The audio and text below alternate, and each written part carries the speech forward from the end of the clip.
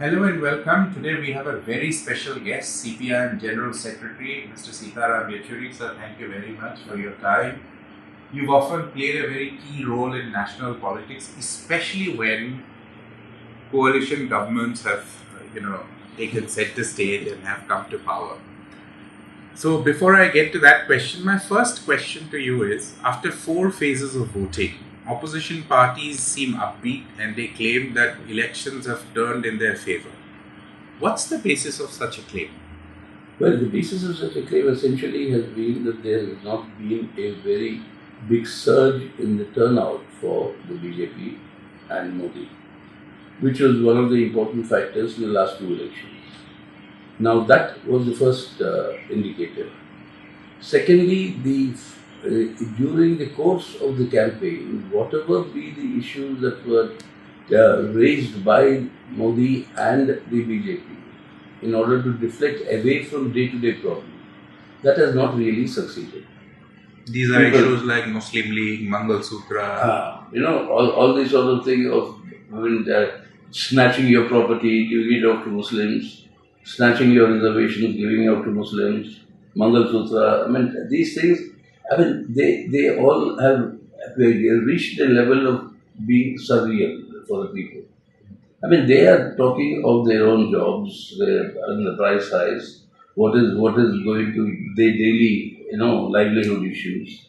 Can you imagine 90% of the Indian households today borrowing to survive? This is the official government of Indian data. Your savings have dipped to a historic low, household savings. Household debt has gone to a soaring height. These are real problems of existence, no? But these are not being addressed by the BJP or the Prime Minister. So that disconnect is what is helping the opposition. Where they are saying that it's only the opposition only the India bloc leaders are the ones who are talking about these issues. So the connect with the India bloc parties has deepened as a result of the content of the campaign. And this content of the campaign was being set by the Prime Minister himself personally, the entire agenda. I read an interview just this morning of Home Minister Amit Shah where he said that it's for the opposition to worry about low turnout. Our voters have come and voted. What else will he say? What else will he say? The fact of the matter is whether the earlier elections that you said, this was the way the BJP peaked. Let's say particularly in North India. There were virtually no more seats left for them to gain. The way they peaked last time was because of this sort of surge.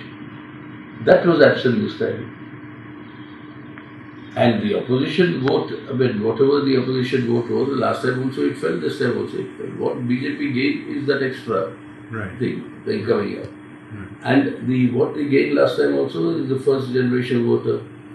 First time voter. First time voter this time is asking very, very important questions about his own future. Where are the jobs? What are you doing? What is this activity? What is this? These are the issues that are actually uppermost in the minds of this youth. So which are the states that the opposition is hoping as turnaround states? You see, the point is that the BJP's tally would fall in many states. For instance, if you begin from the south, Karnataka is one, where they had won almost every the other 25 out of 28. Maharashtra is the other. And then when you come up towards the northern belt, even in Gujarat, there will be some losses. Then you come down to the north, Rajasthan definitely, they had the entire lot last time. Yes, complete 25 out of 25. So there'll be a loss for them. And then of course Haryana and Delhi, with the AAP Congress coming together, there'll be a loss for them. In UP also, there'll be a loss for them. In Bihar, definitely, they're not going to get as many as they got last time. So if you they got 39 or 40. So if you just move across the northern belt, you'll find the BJP vote declining, seats declining. And then in the northeast also, it's not as comfortable as it was last time. And in Bengal as well, they had already peaked about 80. It's very unlikely that they can gain any more than that. So, But you know, the biggest party in the India bloc that has a presence in all these states that you mentioned is the Congress party. And if you look at their track record of 2019 or even in 2014, on one-on-one contest with the BJP, Congress's performance has been rather disappointing. yeah. So, do you think regional parties in the India bloc can actually, compensate for that or meet that challenge? Yes, I think the regional parties are meeting the challenge very effectively. I mean, you take the case of Bihar. It is the regional parties essentially who are doing that job. You take Maharashtra. It is essentially the Maharashtra-based parties which are really taking on the BJP with all its manipulations, disrupting other political parties, etc., all that they have done there. And then in the south, it is definitely the Congress that is the India, but the Karnataka Congress is seen as Karnataka Congress, like Telangana Congress.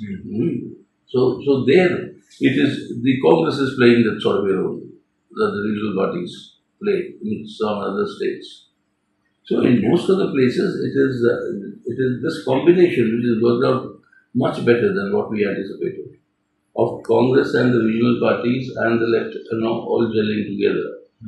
And that has happened, I think, in a much better fashion. I mean, for instance, the left and the Congress going together in Rajasthan would have been unthinkable even a few months ago. But then that has happened this time, and that is paying its it will pay its dividend. Reservation for scheduled caste, scheduled tribe, and OBCs are under threat. What makes you say so? I'll tell you the context. A couple of weeks back, I had interviewed the Assam Chief Minister, and he said on record that, look, why would we want to do this? Prime Minister Modi made several landmark changes like abrogating Article 370, but he didn't touch reservations, rather strengthen it. So what makes the opposition feel that this is an election where democracy, constitution, reservation, everything is under threat? Is it not scaremongering really? No. I mean, what are we? Our constitution says we are a secular democratic republic. That's the character. What is happening to secularism? Have you ever seen, under a secular democratic republic, the Prime Minister, the Prime Minister's office, the Government of India, entirely everybody completely involved in the inauguration of a temple?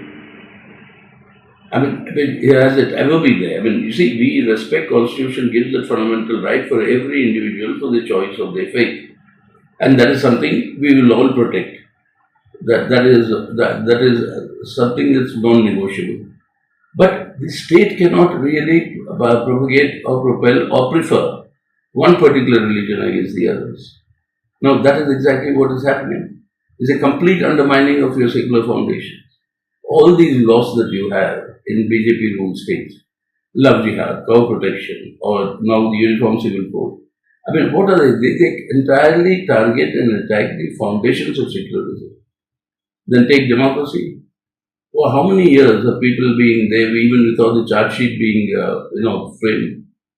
And in fact, today, one of the Bhima Koregaon people have been released on bail, saying that the court itself observing charges have not been framed so far, and it will take many years before these charges are going to be framed. Now, what is that democracy? What's happening to your civil liberties and democratic rights, the guarantees given by your constitution? All dissent to be treated as anti-national. So, undermining of the constitution, people are seeing it in actual reality. People have been pushed into a situation of being scared to say anything against the government with the fear. And then this entire private armies, not one word spoken against them by the Prime Minister. They are virtually given sanction and patronized. And the calls for genocide against Muslims, etc. Private armies means you mean the vigilante groups? Vigilante groups. I mean, that's what the private armies, the vigilante groups, I mean, calls for genocide and all this. I mean, there's no response from the Prime Minister or the leadership. And no action, of course, follows. See what's happening in Manipur. So, where is secularism? Where is democracy? You can see a palpable decline. from what it ought to be. So it's no fear mongering. This is the actual life situation. And then you talked about the reservations. They may not touch reservations formally, but in practice, what's happening with all this privatization that's taking place? Reservation is becoming completely redundant. Privatization of public sector. Public sector, public enterprises, the entire privatization of the economy. And there is no reservation in the private sector, which we have been demanding. That's a separate issue. But the reservations themselves, they become infructuous. Your private educational institutions, no reservation there. And they are the ones today dominant. So private industry, private educational institutions, where reservations matter the most, they are out of the purview of reservations. So whether you remove reservations or not, in effect, you are creating a situation where the impact of the reservations is considerably reduced. Right. Witnessed a new phenomenon in some seats like Surat, where the principal opposition candidate just disappears and resurfaces after after BJP's candidate wins uncontested. Then in Indore also a similar thing happened, where the Congress candidate actually withdrew his candidate at the very last minute. Of course, there are other candidates in fray, but the principal opponent withdrew from the contest. What are your thoughts on this trend? Very unfortunate that the democracy is virtually being reduced to deals in commerce. Either you buy out the opposition candidate, or you threaten him, or you create a situation where he finds it impossible to continue to be in the fray. And this is also the choice of such candidates by the parties also is a factor. We can't rule that out. Yeah. But the question is that this is what is happening to this question of where you try to at one level depoliticize the actual electoral contest, make it into a deal making, either money involved or threat and intimidation involved. So this is very, very unfortunate for democracy. And I think in both the cases, you know who won. So from there we can... Indore polling happened only yesterday. And it's not an uncontested election. But the principal opponent was missing. So therefore, that is something which is very, very damaging for polity as a whole. Not merely this election, but polity as a whole. And that I think collectively we all have to correct it.